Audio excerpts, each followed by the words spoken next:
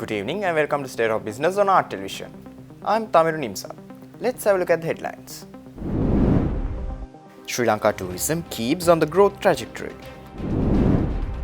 Country's renewable energy resources should be fully utilized, Minister Vijay Sekhar says.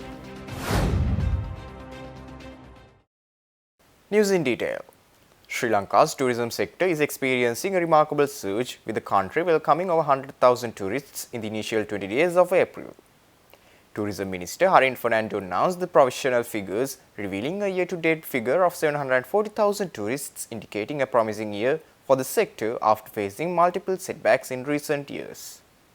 While industry analysts acknowledge the significant progress towards the ambitious target of over 182,000 monthly arrivals for April, they caution about potential shortfalls. Nonetheless, the continued momentum in tourist arrivals bodes well for the industry's resilience and potential growth. India leads the arrivals during the first 18 days of the month, followed by the UK and Russia. Other key markets include Germany, France, Australia, China, US and Israel.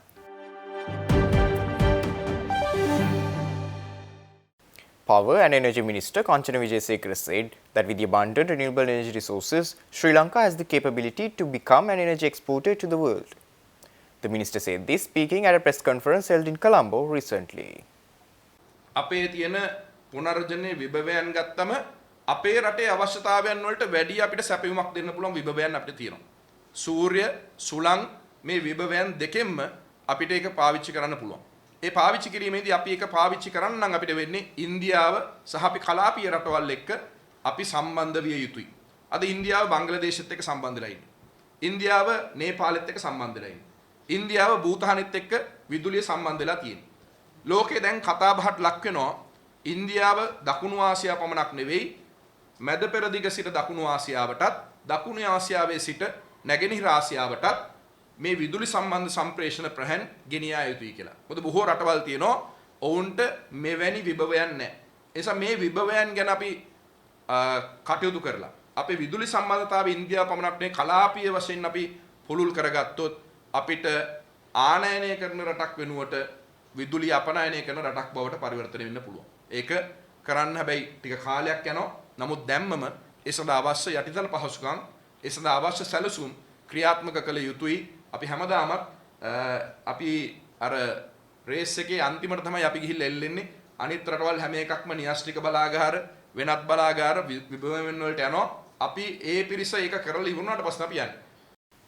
Speaking at the press conference, Minister Kanchana Wijesekara also expressed optimism regarding potential developments with Sinopec, aiming for a comprehensive agreement aligned with the government's principles by next month.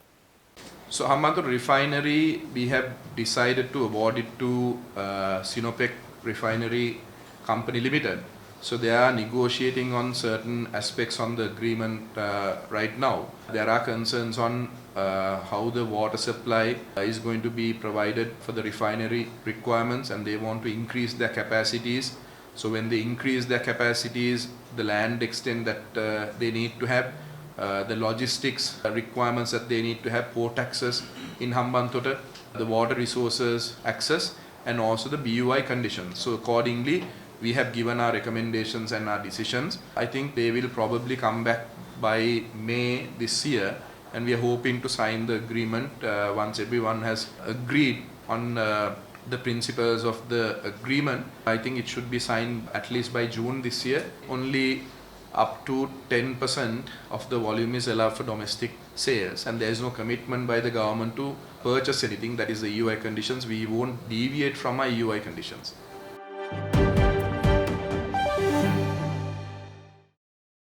Stay tuned. We will return after the short commercial break.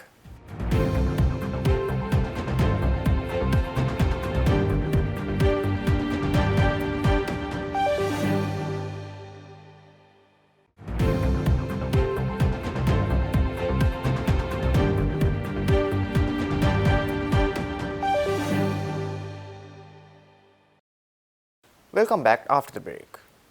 The UN Trade and Development global economic growth is projected to slow to 2.6% in 2024, just above the 2.5% threshold typically associated with a recession. This marks the third consecutive year of growth below the pre-pandemic rate, averaging 3.2% between 2015 and 2019. The report warns that the current focus on inflation overlooks urgent issues such as trade disruptions, climate change, and rising inequalities.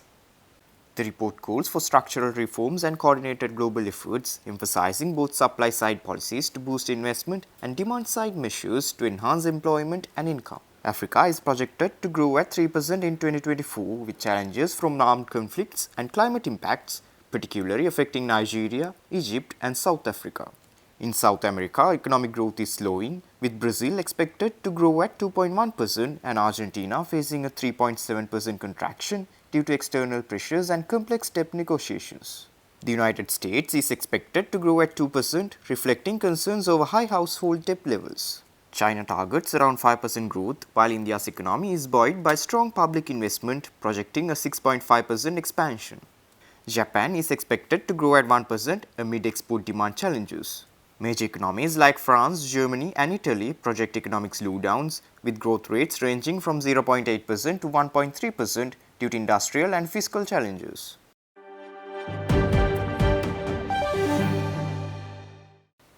The Sri Lanka Agripreneurs Forum, in collaboration with the United States Agency for International Development, is launching a groundbreaking initiative to empower young entrepreneurs in agriculture.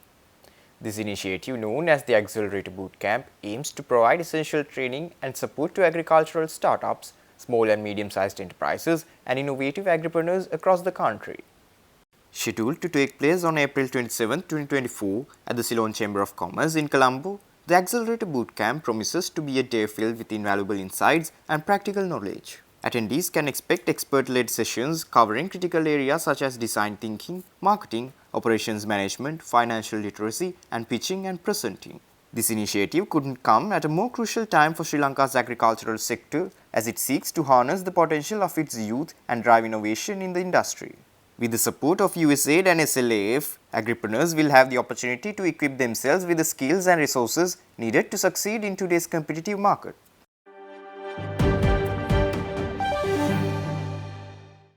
Maldivian Airlines is set to launch direct flights to Colombo starting April 25, 2024, offering a convenient route for exploring the cultural richness, history, and scenic beauty of both countries.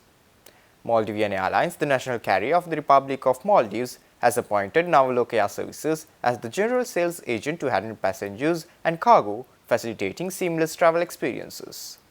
With 7 competitors already serving this segment, Maldivian Airlines aims to offer climate-centric services tailored to unique needs and preferences. Maldivian Airlines recently celebrated its 24th anniversary and currently serves destinations including Bangladesh, India, and Thailand, with plans to expand to multiple points in China later this year. Through its partnership with Navaloke Air Services, Maldivian Airlines' domestic and international network will be easily accessible to Sri Lankan travelers. Acting Chief Commercial Officer of Maldivian Airlines, Ismail Lamraumar, expressed plans to build up the route and increase frequency in the coming months. Stay tuned for the stock update.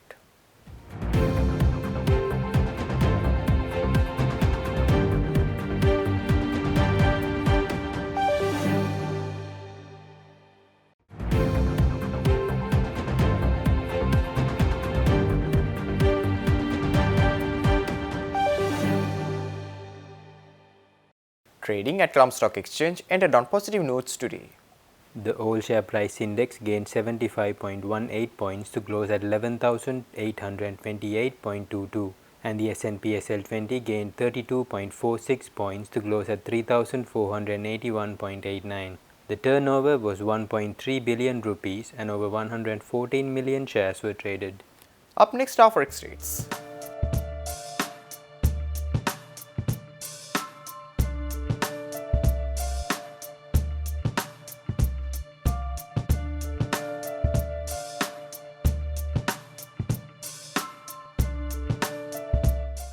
That's all our news for today. For this and more, subscribe to our channel on YouTube and follow us on Facebook.